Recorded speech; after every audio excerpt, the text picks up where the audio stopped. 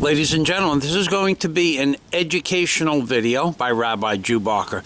What you are looking at is a series of bindings where I took a load from Florida to New York and I had about 250 feet of line on the load to hold it down.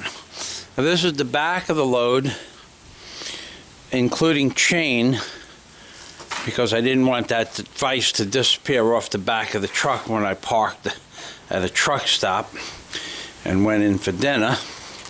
And this is the proper way to tie a load. You just keep going around it 4 or 5 different ways from Sunday, and you go in and out, tweak it up, twist it, turn it, and get a good amount of line on the load. Now, the reason that I'm making this video is because each line will stretch, especially if it rains, which it did on the way home. So what you do is you take a smaller piece of line, like these here, 20 or 30 foot pieces, and you tie all your big lines together to pull the slack out of the big lines.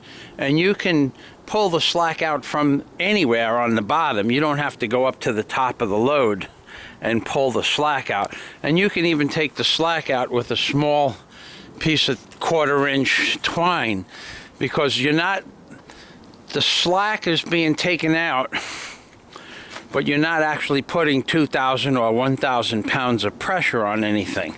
And you just bind it to anything you can and pull it together. Just pull it together like a spider web effect, and that will take the slack out of the rope while you're going down the road, from just normal, the wind blowing it, and also when it rains. So this is what it looks like. Theoretically, you can bind it from any part of the truck. I chose to bind it in the back of the truck because it looked good when the police pulled up behind me or looked at me during, their normal just viewing inside truck stops, or when I stopped to get something to eat. And far be it from me to want to attract attention. That's right, this is Rabbi Barker with an educational video on the proper way to tie a load. And as you notice, it's 50 degrees here in New York City, and I'm going to tell you something. I can't wait to get the hell out of here. I want to go to the Philippines.